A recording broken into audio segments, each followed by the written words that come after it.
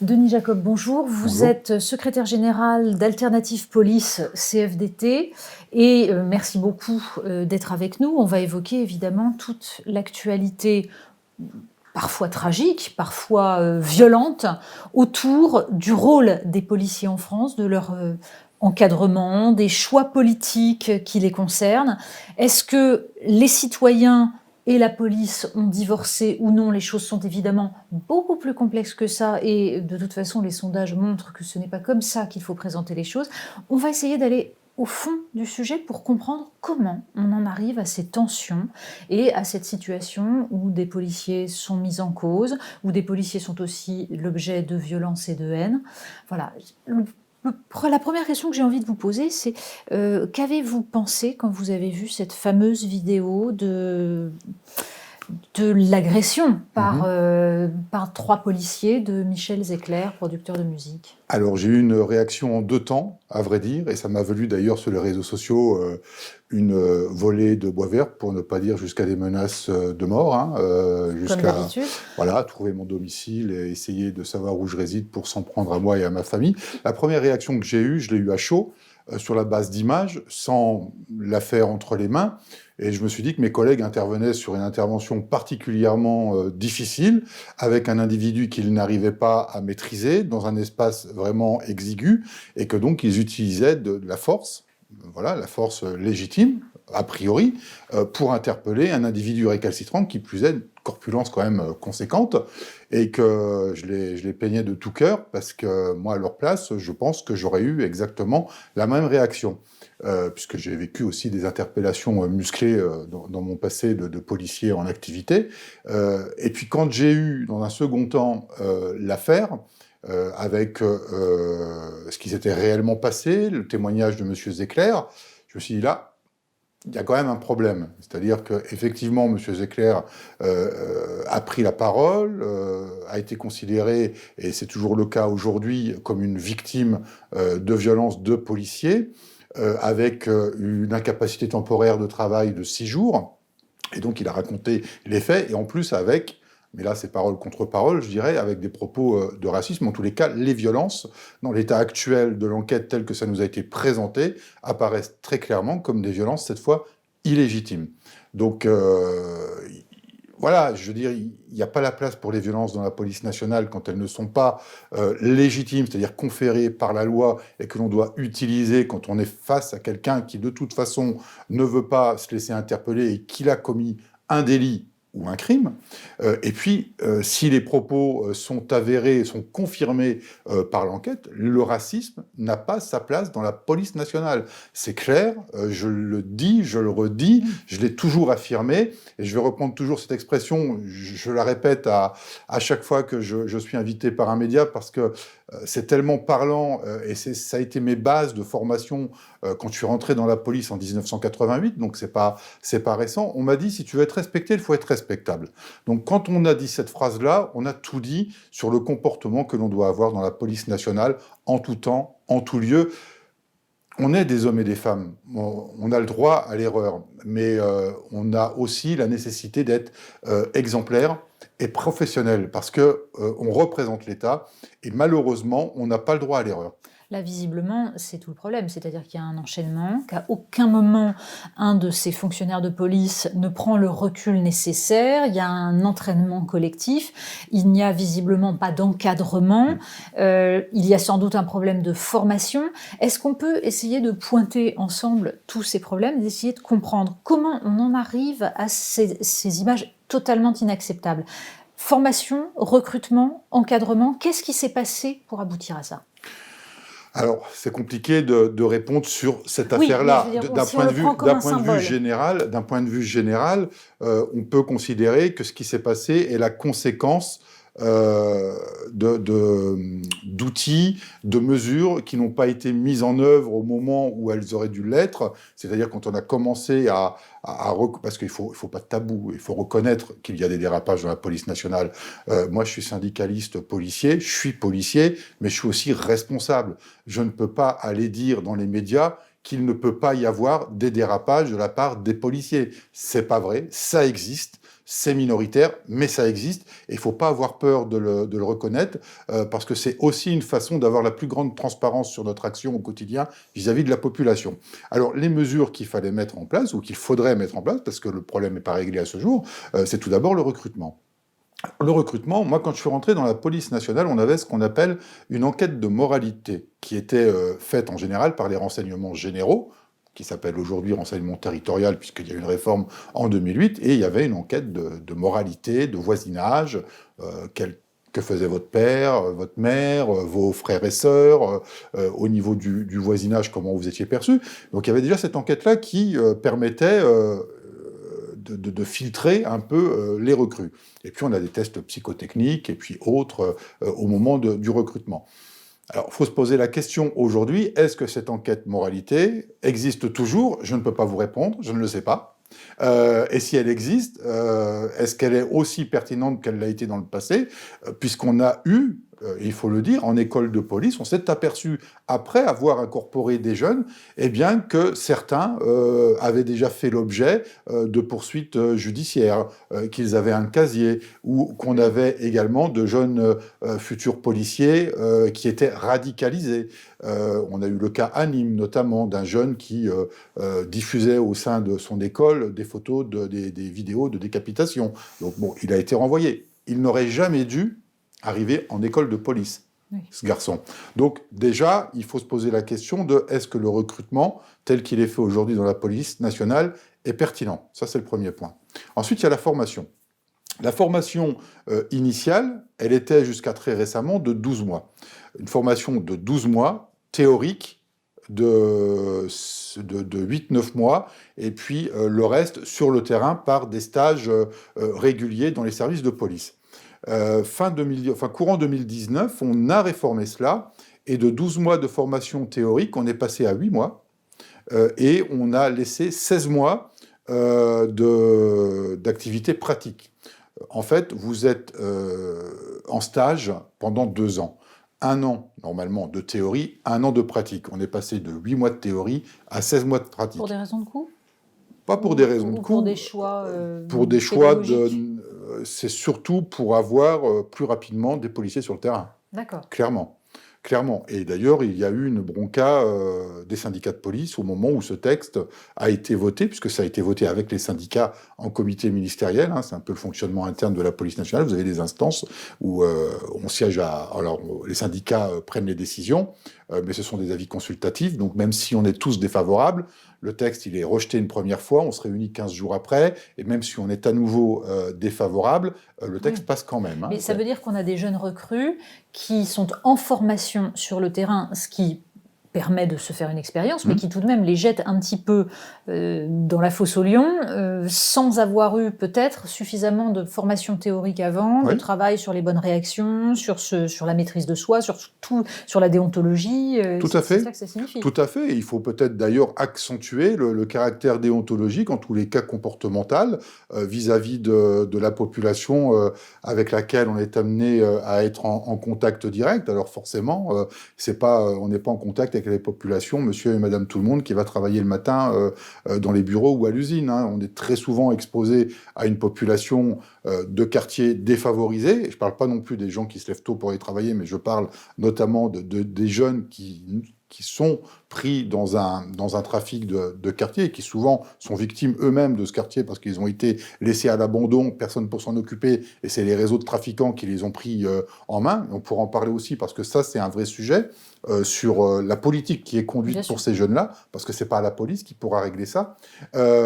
Et donc, il faut renforcer, je pense, effectivement, la formation sur tout ce qui est discrimination, et le racisme notamment, et l'attitude qu'on doit avoir vis-à-vis de nos concitoyens. Alors, il y a des choses qui existent déjà. Par exemple, vous avez, au sein de la police nationale, l'association FLAG, qui est une association de gays et lesbiens dans la police nationale, et qui va régulièrement, en école de police, faire de la pédagogie sur la lutte contre les discriminations. Est-ce que c'est suffisant? Peut-être pas. Mais ça, c'est au ministère de voir ça. On a eu ce scandale il y a quelque temps de ce groupe Facebook de policiers avec des propos racistes qui étaient totalement inacceptables. Tout à fait. Alors, certains disent que certains certains parlent de racisme, le mot est à la mode, systémique, c'est-à-dire qu'il laisserait entendre que l'institution dans son ensemble engendrerait ce racisme et le favoriserait.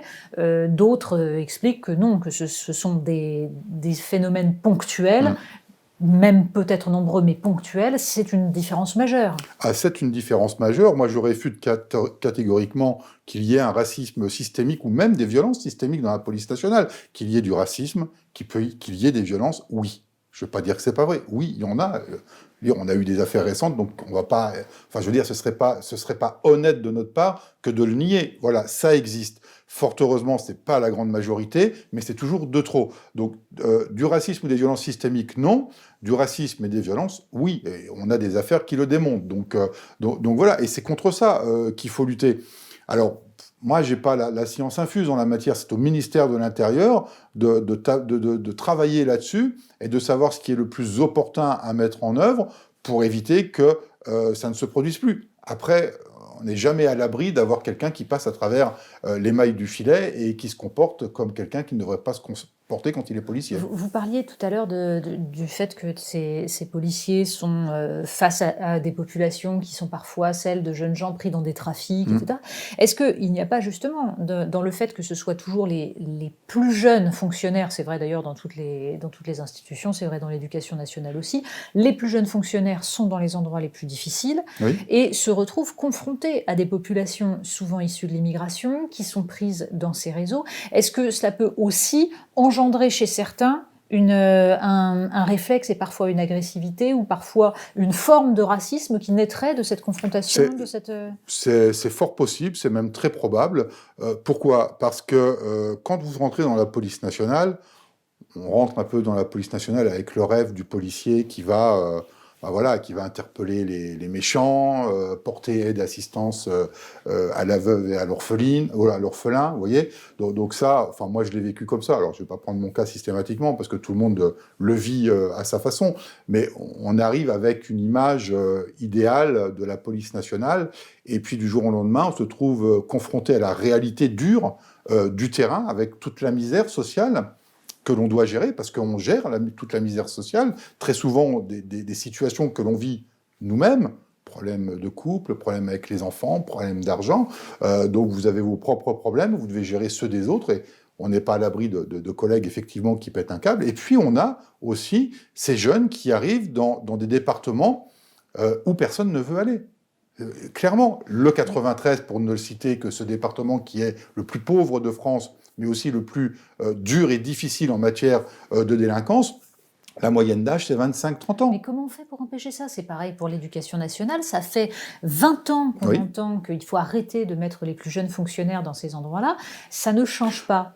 Parce qu'on n'a pas une véritable politique de fidélisation des agents, c'est-à-dire arriver à maintenir des agents sur place. Alors ça peut être en termes de rémunération, mais ça peut être aussi en termes de dispositifs sociaux, logement, crèche, etc., qu'on n'a pas aujourd'hui, qu'on n'a pas à notre disposition. Et donc, quand on travaille dans un endroit particulièrement difficile et qu'il n'y a aucune autre attirance que le travail pour y rester, la première chose que l'on veut faire, c'est partir dans un endroit beaucoup plus calme pour faire notre travail. Donc, il y a un véritable problème de politique de fidélisation. Et on en est là aujourd'hui parce que cette politique de fidélisation aurait dû être mise en place il y a au moins 20 ans, c'est-à-dire quand on avait encore des anciens qui étaient présents sur le terrain, très, très souvent d'ailleurs originaires de la région, ce qui pose aussi la question de la mutation des fonctionnaires en sortie d'école, c'est-à-dire qu'il faut savoir que 90% des jeunes, quand ils sortent d'école, ils iront forcément en Île-de-France. Donc nous, au titre de mon organisation syndicale, on dit il faut se pencher et réfléchir sur la question de la régionalisation, de façon à ce qu'on puisse avoir un terreau de policiers qui, au bout de quelques années, deviennent des anciens, et quand les jeunes arrivent, eh bien, on puisse les encadrer, comme moi j'ai connu, il y a 30 ans. Moi je suis arrivé, j'avais une majorité de collègues qui avaient 40, 45 ans, ça faisait déjà 15 ou 20 ans qu'ils étaient en service, et j'ai commencé ma carrière sur le Val-de-Marne, je travaillais sur tout le département, et à chaque fois qu'on allait sur une commune différente, on me disait, bah, attention, cette commune-là, Ben voilà, Vitry-sur-Seine, c'est pas Saint-Maur-des-Fossés, donc on se comporte pas de la même manière, on marche pas le long des immeubles, on prend de l'écart de quelques mètres parce qu'on sait qu'il y a des choses qui tombent du toit. Et donc on était encadré et on nous disait attention, on a une population particulièrement difficile, on n'intervient pas, on contrôle pas de la même façon, et donc il faut être prudent. C'est fini tout ça, il n'y a plus d'anciens. Donc on balance des gamins, parce que ce sont des gamins, sur le terrain, qui ne connaissent encore rien à la vie, parce que la grande majorité sortent de chez leurs parents, ils sortent très souvent de leurs études, donc ils ne savent pas comment réagir face à une situation particulièrement dangereuse dans des départements du 93. Et je me répète, la grande majorité vient de province. Donc en plus, ils ne connaissent même pas l'Île-de-France et toutes les difficultés de l'Île-de-France. Donc il faut que le ministère de l'Intérieur réfléchisse à comment répartir les effectifs, les plus anciens et les plus jeunes, de manière à ce qu'on ait une mixité non plus sociale, parce que la mixité sociale existe aussi dans la police nationale, mais une mixité dans l'âge, de façon à ce qu'on ait véritablement un encadrement. Et oui, d'ailleurs, le ministre l'a dit pendant son audition hier. Le ministre l'a dit, il faut qu'on voit ça de près, qu'on travaille là-dessus. Je ne vais pas jeter la pierre à ce ministre-là, parce que ce n'est pas un problème récent. Je veux dire, ça fait... Tous les ministres ont leur part de responsabilité. C'est dommage qu'il ait fallu ce type d'affaire. Cette affaire-là, on pourrait parler également de l'évacuation de la place de la République, avec les migrants. Parlons-en. Il n'y a aucun souci. Quelle est votre vision là-dessus ? Écoutez, la vision, elle est très claire. Il y a des consignes des autorités qui ont été données pour évacuer très rapidement. Ces consignes-là, elles n'ont pas été prises d'initiative, déjà, il faut le dire. On est dans le 3e arrondissement. Donc, excusez-moi de l'expression, ça fait un peu tâche de voir des migrants comme ça, 500 envahir une place. Donc, il faut dégager tout le monde tout de suite. Donc, on n'a pas pris le temps d'organiser l'évacuation avec des personnels qui ont l'habitude de gérer ce type de rassemblement, parce que c'est considéré comme un rassemblement, comme une manifestation. Donc on emploie dans ce cadre-là des effectifs qui sont formés pour ça, en l'occurrence les effectifs de la direction de l'ordre public et de la circulation de Paris, la DOPC, et donc on n'a pas cru bon de les maintenir présents en fin de journée, puisqu'ils terminent aux alentours de 20h, alors qu'on savait déjà qu'il allait y avoir un rassemblement, et on a fait appel aux effectifs de la DESPAP. Alors la DESPAP, ça concerne notamment les BAC et les compagnies d'intervention, les compagnies de sécurisation et d'intervention. Donc des effectifs qui sont plutôt habituellement employés sur de l'anticriminalité. Le contexte n'est pas le même, donc on ne peut pas. Moi, j'ai été choqué par cette rapidité d'évacuation parce qu'on était dans le 3e arrondissement, alors que pendant plusieurs mois, ils étaient le long du périphérique, porte de la Chapelle, tout le monde s'en foutait. Alors, je dis clairement. Moi, en tant que citoyen, ça me choque que pendant des mois, on laisse des gens là-bas, tout le monde s'en moque, tant que visuellement, ça pose pas un problème ou de délinquance, ils sont bien là-bas. Mais là, place de la République, vous comprenez, c'est le centre de Paris, alors là, il faut évacuer tout de suite. Et puis, je dénonce aussi la manipulation qui en a été faite, parce que le service d'ordre pour l'évacuation n'a pas été à la hauteur de la situation, mais on a eu une manipulation aussi, soit de certains hommes politiques, soit associatifs, pour faire le buzz dans un contexte politique autour de la loi sur la sécurité globale qui tombait à point pour faire monter la mayonnaise. Donc moi, je renvoie dos à dos les autorités du ministère de l'Intérieur qui ont pris des décisions qui n'étaient pas adaptées à la situation, et je dénonce aussi ces politiques et ces associations qui utilisent la misère sociale pour faire un buzz politique. Et c'est tout aussi détestable que les mauvaises décisions qui ont été prises au niveau des autorités de la police. Oui, de toute façon, on savait très bien, en effet, que c'était des images qui étaient recherchées par les associations qui ont choisi de se mettre place de la République. Alors, il se trouve qu'ils ont eu les images qu'ils cherchaient. Bien sûr. Et que c'est peut-être, en effet, pas très malin politiquement. Finalement, vous me citez des exemples où on a l'impression que les policiers sont, j'allais presque dire, victimes des erreurs, des choix ou des lâchetés du politique. C'est-à-dire que ce soit face à des trafics récurrents où finalement ce sont les policiers qui sont en première ligne avec une forme d'impuissance qui ne dépend pas d'eux mais des choix beaucoup plus globaux, que ce soit dans ce genre de cas comme Place de la République où en fait la question est celle beaucoup plus large du traitement des migrations et de la façon ensuite dont on redirige ces migrants. Or là, rien n'avait été fait pour décider où on les emmenait. Donc à chaque fois, vous êtes mis en première ligne, vous êtes les remparts, et le politique se cache derrière vous. Oui, clairement, oui, et c'est pas nouveau, malheureusement. Vous savez, ce qu'on a vécu sur les manifestations de samedi dernier, on l'a vécu de la même manière sur les manifestations contre la loi travail en 2016, avec les mêmes violences, et on l'a vécu encore antérieurement sous le gouvernement de Nicolas Sarkozy. Donc, ça fait 20 ans qu'on voit ça. Ça fait 20 ans, et ça monte crescendo. Et le problème, c'est qu'on nous demande de faire, mais on nous donne pas les outils pour le faire. Et là aussi, Gérald Darmanin fait le constat à l'audition, à l'Assemblée nationale lors de son audition. Très bien, mais maintenant, il faut qu'on agisse.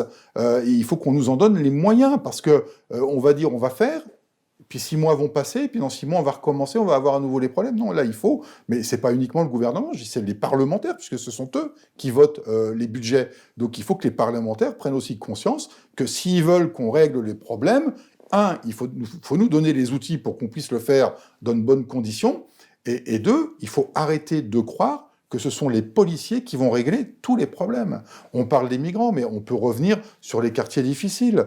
Tant qu'on ne mettra pas une véritable politique de la ville, une véritable politique sociale et une véritable politique économique dans les quartiers difficiles, on ne réglera pas le problème de la délinquance. Parce que c'est pas, je dirais, la police, ça doit être l'ultime intervenant de l'État dans des quartiers défavorisés. On ne doit voir la police que quand on a tout essayé, que ça n'a pas fonctionné, et on intervient pour faire notre travail de rétablissement de l'ordre. Mais il y a 15 ans ou 20 ans, on avait des animateurs sociaux, on avait des éducateurs sociaux dans ces quartiers-là. Ils sont passés où?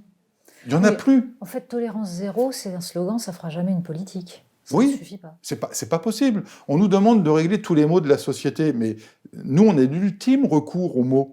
C'est vraiment quand on a tout essayé, que rien n'a fonctionné, qu'on dit, bon ben voilà, on va faire appel à la police, parce que ça... Mais encore faudrait-il qu'on essaye de commencer d'apporter des solutions autres que sécuritaires. Et on ne le fait pas. Un autre exemple, moi j'ai connu les îlotiers. J'ai moi-même été îlotier. Alors pour certains, on ne sait pas ce que c'est. Hein. Ça fait plus de 25 ans que ça a été supprimé. L'îlotier, c'était le policier qui était tout le temps à pied, au cœur de la cité, qui prenait contact avec les commerçants, qui prenait contact avec la population. Et très souvent, la source d'information de la délinquance venait de la population et des commerçants eux-mêmes. On les a supprimés du jour au lendemain. On a tout retiré. Il y avait des commissariats de quartier dans les cités. On les a fermés. Donc, il y a eu un désengagement policier de la part de l'État. Et on a eu, de la même manière, un désengagement de l'ensemble des services publics. Il n'y a plus de trésorerie, il n'y a plus de poste, enfin, tous les services publics. Donc, les citoyens, se considèrent comme des citoyens de seconde zone. Les jeunes n'ont plus d'encadrement, n'ont plus de personnes de l'État, éducateurs sociaux notamment, pour les prendre en charge. Donc, ils sont laissés en déshérence. On a aussi un abandon de l'autorité parentale également, il faut clairement le dire. Et donc on a des jeunes qui se retrouvent abandonnés comme ça et qui à longueur de journée vont errer dans le quartier. Et qui va les prendre en charge? Ceux qui ont besoin de mettre en place un réseau, notamment un réseau de trafic de stupéfiants, pour employer des gamins de 10 ans, de 12 ans, pour faire le guetteur au coin de la rue. Le gamin, il va rentrer le soir chez lui, il va avoir 50 ou 100 euros. Mais qu'est-ce qui va encourager le gamin à aller travailler à l'école, à faire des études pour avoir un salaire et avoir une bonne situation? Rien. Il gagne 50, 100 euros par jour, juste en se mettant au coin de la rue pour siffler quand la police arrive, quand vous avez les dealers qui trafiquent. Donc l'État doit très sérieusement prendre en considération que la politique qui a été conduite depuis des années n'a pas fonctionné pour ces quartiers défavorisés notamment, et qu'il convient de se mettre autour d'une table avec tous les acteurs concernés, et pas que la police. Donc il y a la police, il y a la justice, il y a l'éducation nationale, etc., les éducateurs sociaux, tout le monde social, et puis essayer de trouver des solutions en commun.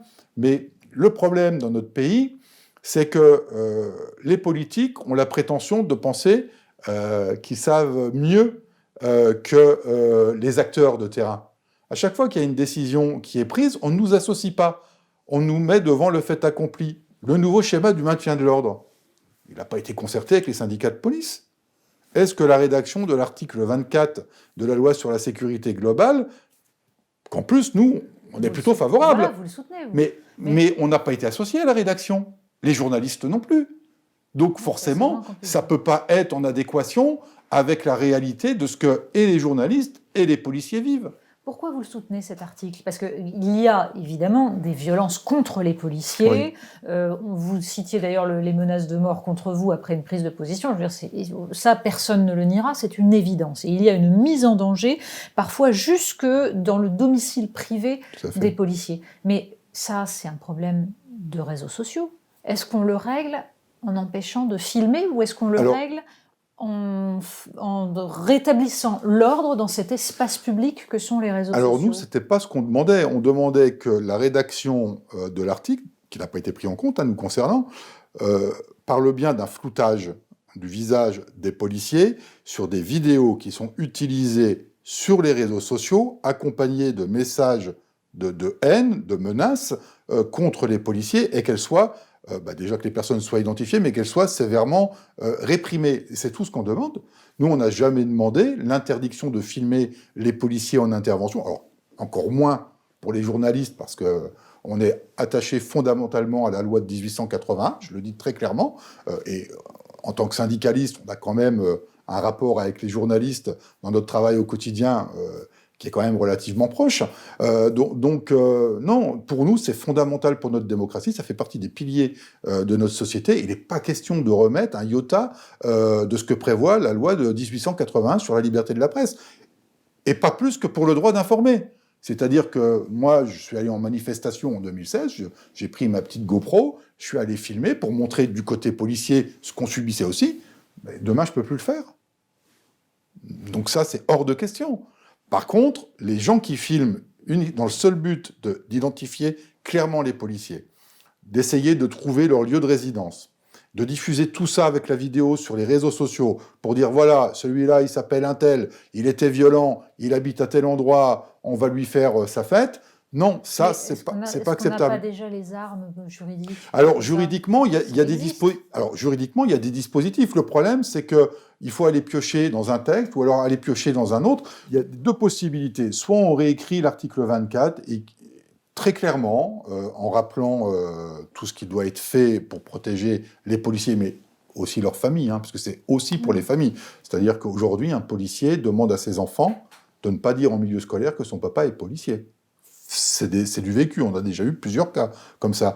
Donc soit on le rédige très clairement à la fois pour la protection des policiers et à la fois pour les journalistes sur la loi de 1881 et sur le droit d'informer de la part de nos concitoyens, soit on le retire et on crée véritablement un nouveau texte qui rassemble tout ce qui existe ici ou là dans le droit pour avoir un texte unique qui catégorise tout ce qu'il faut en infraction pour la protection des policiers.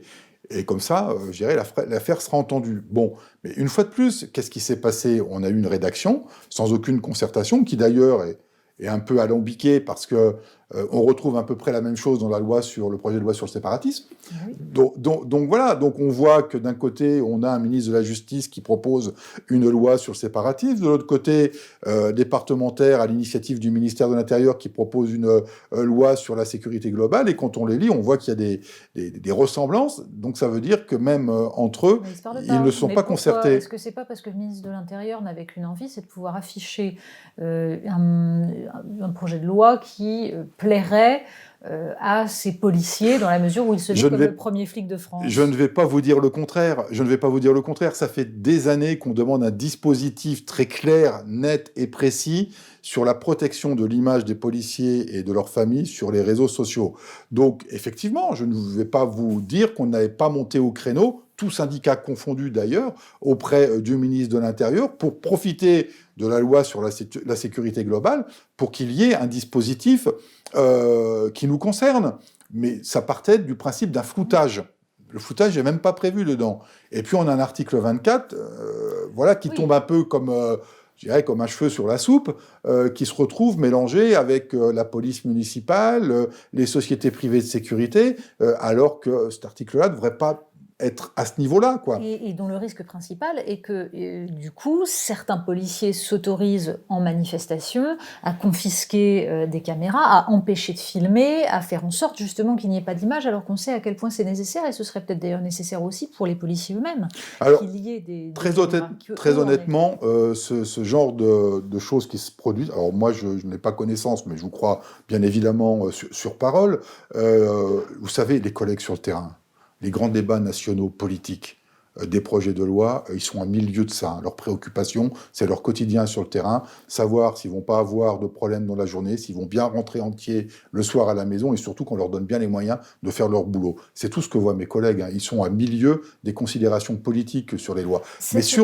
Mais sur les caméras, et vous avez raison, nous, on reste persuadés, au titre d'Alternative Police CFDT, que la meilleure protection juridique pour nos collègues, c'est qu'eux-mêmes soient en capacité de filmer. Oui, Voilà. c'est Donc on a une version qui serait nécessaire quand il y a véritablement oui, un doute sur, tout à fait. sur les événements. Mais ça, c'est pour ça qu'on ne peut pas être d'un côté dire on est contre la loi d'informer, la liberté d'expression et la liberté de la presse, et puis d'un autre côté dire les policiers doivent filmer. C'est un peu contradictoire. Donc nous, on porte naturellement cela depuis des années. Il faut savoir que la question de la caméra piéton dans la police nationale, ça existe quand même depuis 2010, hein, ça fait 10 ans. Alors, il y a eu les débats, il y a eu les discussions, après il faut lancer les appels d'offres de marché public, parce que c'est très cadré juridiquement, et on a réussi à avoir une première vague de livraison en 2012, je crois, ou 2013, de caméras. On a entre 10 et 15 000 dans la police nationale, qui malheureusement ne sont pas efficientes dans le fonctionnement. Elles ont une très faible capacité de mémoire, les batteries tiennent qu'une heure. Oui. Donc là, un nouvel appel d'offres vient d'être lancé, et donc on a 30 000 caméras qui doivent arriver pour juillet 2021. Nous, on considère que c'est fondamental de les avoir, et de les avoir en nombre. Chaque équipage de police, en général on est à 2 ou à 3, doit à minima, et je dis bien à minima, avoir une caméra piéton avec eux. Parce que, c'est pour eux un outil de protection juridique, parce que quand on va mettre en cause leur bonne foi sur une intervention, ils auront de leur côté les images qui pourront soit contredire la version, soit abonder la version, et là, après, c'est l'appareil administratif et judiciaire qui se mettra en route sur l'enquête pour éventuellement prendre les sanctions qui doivent être prises. Et puis, c'est aussi la caméra piéton pour les policiers, un renforcement de la transparence que l'on doit à la population. Je vous le disais tout à l'heure, pour être respecté, il faut être respectable. Donc on n'a rien à cacher. Et plus on sera transparent vis-à-vis de la population, et moins on aura de défiance ou un sentiment qu'on fait un peu ce qu'on veut, parce qu'on est la loi, on est au-dessus de la loi. Non, on est la loi, mais on ne fait pas la loi. On n'est pas au-dessus. Donc on doit montrer de manière très transparente à la population que notre boulot, il est toujours, ou en tous les cas dans la grande majorité, très bien fait. Alors on a malheureusement des actes à la marge, et pour mettre un peu en opposition, vous avez ces tristes affaires, mais vous avez aussi en France une intervention toutes les 10 secondes, et vous avez 4 à 5 millions d'interventions de police par an. Donc, la proportion, il faut aussi la remettre à son niveau. Ça restera toujours de trop. Moi, je ne défendrai jamais ce qui ne l'est pas, et encore moins sur des propos racistes ou autres, dont j'ai moi-même pu faire l'objet dans ma vie. Donc ça, c'est intolérable, on ne peut pas l'accepter, et on peut d'autant moins l'accepter dans la police nationale. C'est quelque chose que j'exècre. Je ne peux pas voir un seul instant une violence gratuite ou un racisme de l'un d'entre nous, parce qu'on représente l'État, on représente la France, la République et ses valeurs, et qu'un policier ne peut pas se comporter comme ça. Est-ce qu'il n'y a pas un problème de fond qui est que le principe, vous venez de le dire, c'est que la police représente l'État, et que l'État, normalement, c'est l'émanation de la volonté des citoyens, et c'est pour ça qu'il y a une acceptation de la violence légitime et du monopole de cette violence légitime de la part des citoyens. C'est parce que, en fait, leurs policiers, c'est eux. Et on a l'impression que c'est ça qui est en train de se briser. C'est-à-dire que la crise démocratique qu'on vit, l'impression qu'ont certains citoyens que ce pouvoir ne représenterait pas les intérêts des citoyens, c'est ce qu'on a vu notamment pendant la crise des Gilets jaunes, leur donne l'impression d'un camp contre un autre. Et donc vous vous retrouvez en fait comme protégeant un camp qui est jugé illégitime par le camp d'en face. Est-ce qu'on n'est pas là dans une spirale qui risque d'être extrêmement dangereuse? Ah, cette spirale-là est extrêmement dangereuse et on doit en sortir et en sortir très rapidement. Et vous avez tout à fait raison de dire qu'on est censé être l'émanation de la population parce que on vient de cette population. La grande majorité des policiers, même si on a fait des études, la grande majorité vient de milieux modestes. Ce n'est pas une caste, les policiers. C'est des gens dont les parents moi, mon père a travaillé à l'usine toute sa vie, et on est tous originaires en grande partie d'un milieu plutôt ouvrier ou cadre moyen. Mais on n'est pas une élite, on n'est pas une caste dans la police nationale. Alors on a eu la chance d'avoir des parents qui n'ont pas eu, eux, la chance de faire des études et qui se sont sacrifiés pour que nous, on puisse en faire pour avoir un niveau social supérieur à celui qu'ils avaient pu avoir. Mais cette fracture, il faut qu'on l'évite. Alors, là aussi, je ne veux pas relativiser la gravité de la situation, mais bon, c'est pas la majorité de la population qui a une défiance vis-à-vis de la police. C'est une partie de la population qui a affaire à la police nationale, quel que soit le motif, légitime, manifestation pour revendiquer un droit à ceci ou à cela, et donc elle se trouve confrontée à un problème de relations particulièrement violentes avec les policiers, et donc c'est cette population-là qu'on doit reconquérir. Parce que celle qui nous est acquise, on n'a plus besoin d'en faire la preuve. Donc comment vous faites pour reconquérir avec toutes les violences qu'on a vues, avec les gens blessés par LBD, avec tout ce qui a pu petit à petit travailler l'opinion et donner l'impression que cette fracture-là était en train de se creuser? Eh bien, déjà revoir notre façon de travailler. Donc ça, on parle plus de la formation initiale, mais de la formation continue. Et le ministre de l'Intérieur a rappelé des chiffres désastreux quand vous savez qu'à peine 20% des policiers bénéficient de leur formation continue. Ben voilà, vous avez posé le problème. C'est-à-dire qu'aujourd'hui, vous arrivez dans la police, vous avez votre formation initiale, puis quand vous sortez de l'école, il ne se passe plus rien. Donc ça veut dire que pendant 20 ans, pendant 30 ans de carrière, vous n'avez pas de remise à niveau. À un moment, il ne faut pas s'étonner qu'on ait des problèmes dans le cadre des missions accomplies. Mais le policier n'est pas responsable. Alors, il est responsable de ses actes, mais il n'est pas responsable de ne pas avoir eu la formation qui permettait d'adapter ses gestes en intervention. C'est l'État qui est responsable de ne pas donner les moyens aux policiers d'avoir une remise à niveau, parce qu'on en a besoin, mais je dirais comme dans n'importe quelle profession d'ailleurs. Et je vais vous donner un exemple qui est très criant. Dans la police nationale, vous avez le droit à 2 heures de sport par semaine. Obligatoire. Sur votre temps de travail. Ça fait des décennies que ce n'est pas appliqué. Donc, on nous demande d'avoir une condition physique, parce que quand on va courir après un délinquant, il faut quand même qu'on ait une certaine forme. Mais l'État ne nous donne pas la capacité de faire le minimum de ce que prévoient les textes, à savoir les 2 heures de sport. Et pourquoi ? Parce qu'on a des missions à faire et qu'on n'arrive pas à dégager suffisamment de temps pour pouvoir donner ces 2 heures de sport. Alors, il y a un problème structurel, ça c'est clair. Il y a un problème d'encadrement, il y a un problème de superposition de services. C'est d'ailleurs pour ça qu'il y a une réforme du temps de travail actuel dans la police nationale pour essayer de rassembler un maximum d'effectifs en même temps pour avoir une bouffée d'oxygène à la fois pour assurer les missions, mais aussi pour permettre aux policiers de souffler. Parce que quand on a des collègues qui pètent un câble, même si ça reste inacceptable, ils pètent un câble, pourquoi ?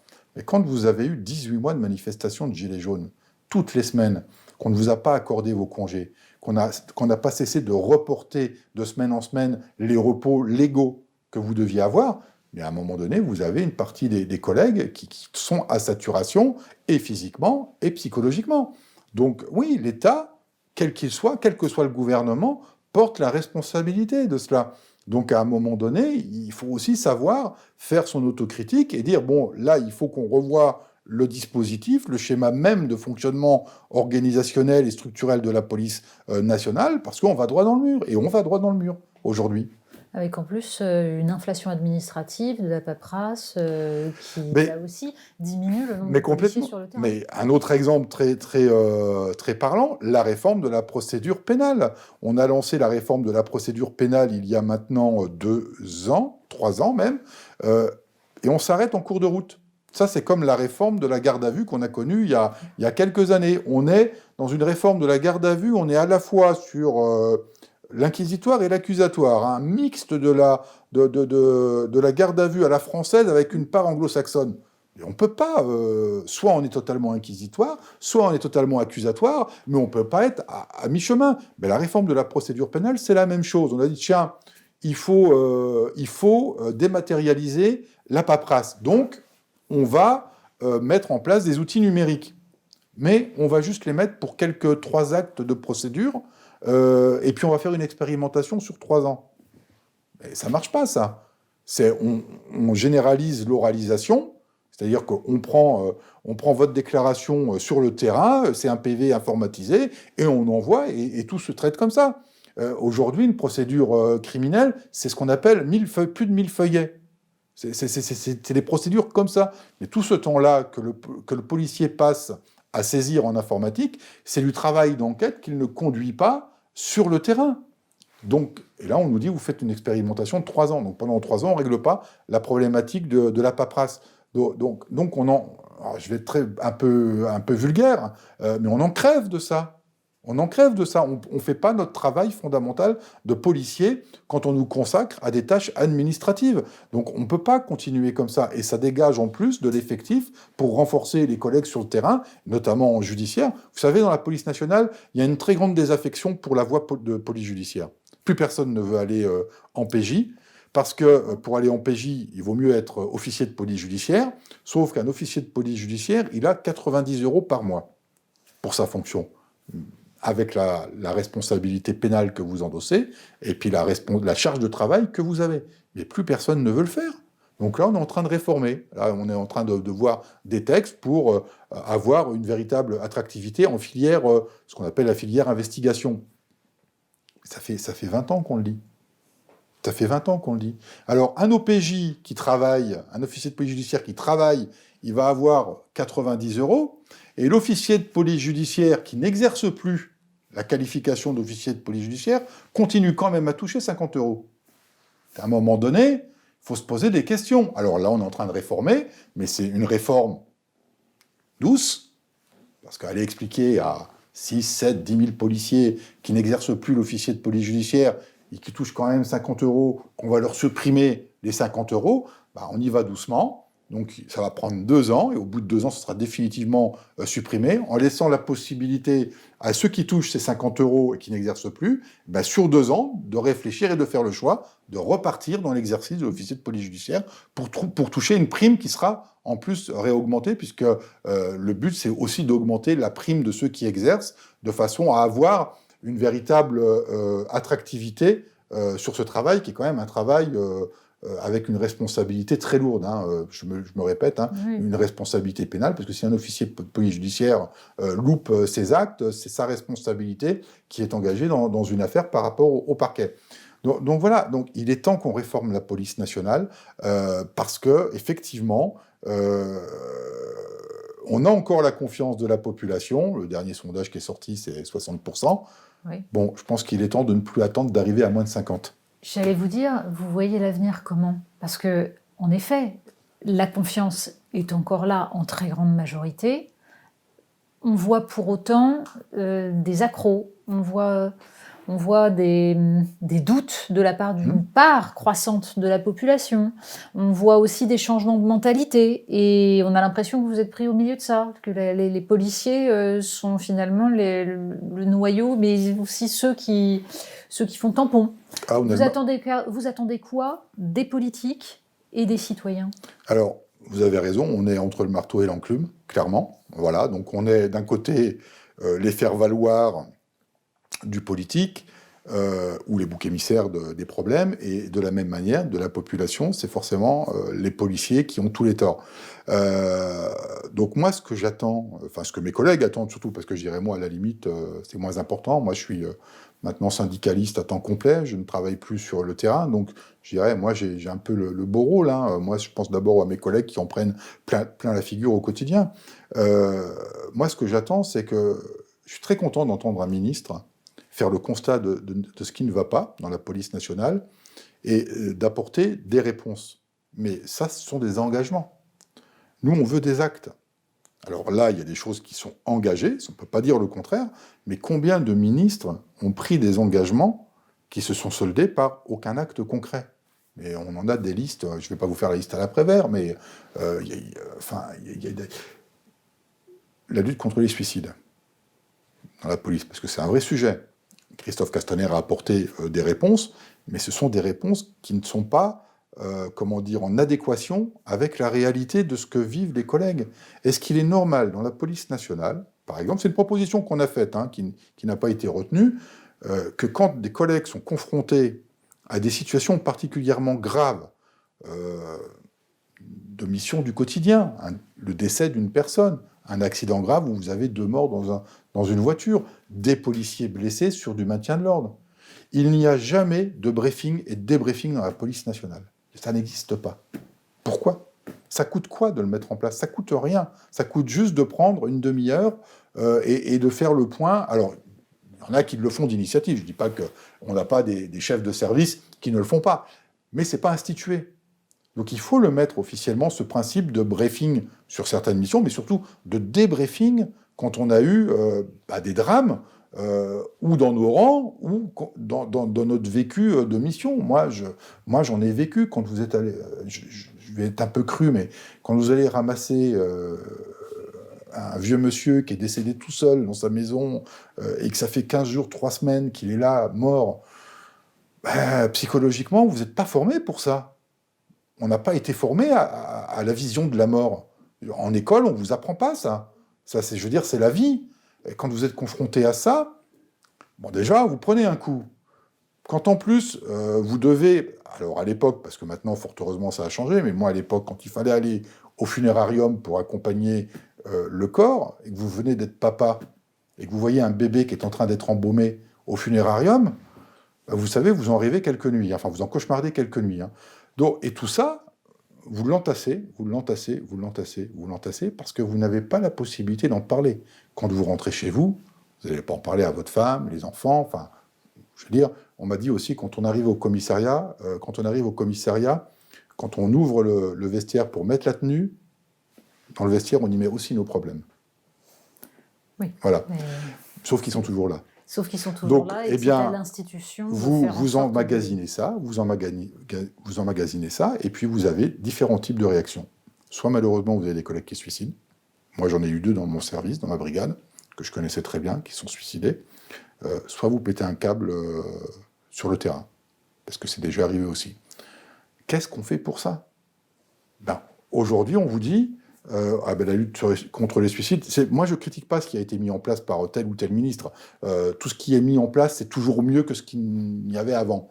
Mais quand on vous dit que pour régler le problème du suicide, on va vous mettre un numéro vert, mais vous croyez un seul instant que le collègue, il va faire la démarche, le collègue qui est en souffrance, il va faire la démarche d'appeler ce numéro? Mais jamais de la vie. Est-il normal aujourd'hui qu'on a à peine 70 psychologues dans la police nationale pour 146 000 agents? Enfin, je veux dire, mais pourquoi on n'a que 70 psychologues dans la police? Parce qu'ils ne sont pas payés à la hauteur de leur travail. Ils sont payés à la hauteur d'un fonctionnaire. Donc, c'est-à-dire pas grand-chose. Donc, il y a une reconsidération à avoir de l'organisation même de l'institution. Et je veux dire, là, je ne dévoile rien. Ça fait des décennies qu'on le dit, qu'on doit se moderniser, qu'on doit revoir le principe archaïque du fonctionnement de la police, qui est très vertical. C'est très vertical. Vous avez ceux qui décident, puis vous avez ceux qui exécutent. Mais ceux qui exécutent, ce sont ceux qui sont les mieux placés pour dire ce que vous nous demandez de faire. C'est pas possible de le faire comme vous le demandez. Il vaudrait mieux l'adapter comme cela, parce que nous, on sait comment c'est sur le terrain. Non, on ne nous associe pas. On ne demande pas à prendre les décisions. On ne demande pas à faire partie des décideurs. Mais on demande ne serait-ce que de nous dire, ben voilà, vous nous avez demandé de faire ça. Ben nous, on vous dit, ben non, on ne peut pas le faire. En tous les cas, pas comme ça, parce qu'on a telle difficulté, tel problème, et que nous, ben, on pense qu'il faudrait peut-être mieux faire différemment et de faire des propositions. Ça rentre dans le cadre du débriefing ou du briefing d'une mission qu'on nous confie. Mais ça n'existe pas chez nous. Bref, il y a un chantier qui est un chantier. Il est immense. Immense. Alors, non seulement il est immense, et malheureusement, il ne se fera pas en un an. Clairement, c'est un plan pluriannuel. Hein. Donc, on n'est pas prêt. On verra des changements importants sur ce qu'il y a de plus urgent. J'ai entendu le Premier ministre parler de la possibilité de mettre une autorité indépendante pour gérer l'IGPN, pour diriger l'IGPN. Pourquoi pas ? Pourquoi pas? On ne changera pas le problème. Hein. On aura toujours cette image de l'IGPN qui est juge et partie, ce qui n'est absolument pas le cas en plus, mais qui est juge et partie, parce que de toute façon, ce n'est pas l'autorité indépendante qui va faire les enquêtes. Hein. Ça sera toujours des policiers. Donc cette image de l'IGPN qui est juge et partie, elle perdurera dans le temps, que la directrice soit nommée ou pas par le ministre ou par le gouvernement. Donc en gros, vous avez là, il y a un programme énorme pour 2022, pour ceux qui voudraient se saisir de tous ces problèmes-là, des politiques qui voudraient jouer leur rôle. Clairement, oui, et on peut pas, et franchement, moi, je n'ai pas de positionnement pour ou contre le gouvernement qui est en place, mais on ne peut pas enlever à Gérald Darmanin d'avoir dit en arrivant, écoutez, moi je suis là pour 18 mois, enfin c'est ce qu'il nous a dit, hein, moi je suis là pour 18 mois, vous imaginez bien qu'en 18 mois, je ne vais pas pouvoir ouvrir des grands chantiers de réforme. Disons qu'on peut éviter dans ce cas-là de se contenter de la com. Alors, c'est ça le danger. Vous lui poserez la question. Je lui poserai la question. Mais clairement, voilà, nous, il voit les problèmes qu'on a au quotidien, et je ne peux pas enlever le fait qu'il apporte des réponses. Mais alors, ce n'est pas des engagements verbaux, parce que ça, les promesses, ça fait bien longtemps qu'on ne les écoute plus. Donc, on nous dit des choses, et quand les engagements sont pris, on le salue. Là, on a 2500 véhicules neufs. En plus, c'est des 3008 Peugeot. Enfin bon, c'est la bonne voiture. Bon, on a au moins quelque chose pour bosser, quoi. Et en termes d'image, vis-à-vis de la population, quand vous avez des 3 flics dans une casserole qui circulent dans un arrondissement de Paris, enfin franchement, quelle image de la police, quoi. Donc là, on a 2500 voitures qui arrivent flambant neuves. On nous dit qu'il y a des crédits qui sont engagés pour 2021 pour la rénovation des commissariats. Ouf, enfin. Mais le problème, c'est qu'on n'a pas de politique d'anticipation dans ce pays. C'est pas propre à la police nationale. C'est que les commissariats, on ne les rénove pas quand on est confronté aux problèmes. Il faut une politique d'anticipation budgétaire pour dire qu'on vient de construire un commissariat, on sait que dans 10 ans, il y aura de la rénovation à faire. Eh bien ça, il faut le prévoir. On ne le prévoit pas. Donc c'est quand on est mis devant le fait accompli qu'on se met à apporter des réponses. Il est un peu tard, quand le commissariat est totalement dégradé, il n'y a qu'une chose à faire, hein, c'est le raser et le reconstruire. Sauf que construire un commissariat, ça coûte des centaines de millions d'euros. Donc il y a une réforme à mener dans la police nationale, mais il y a aussi une réforme à conduire sur comment sont faites et menées les politiques budgétaires dans notre pays. Parce qu'il n'y a pas d'anticipation budgétaire. En tous les cas, ça n'existe pas pour la police. Ça n'existe pas non plus pour le reste. Bon, merci beaucoup, Denis Jacob. Merci. On voit qu'en effet, les chantiers sont tellement importants que ça va prendre des années pour reconstruire tout ça. Merci. Merci.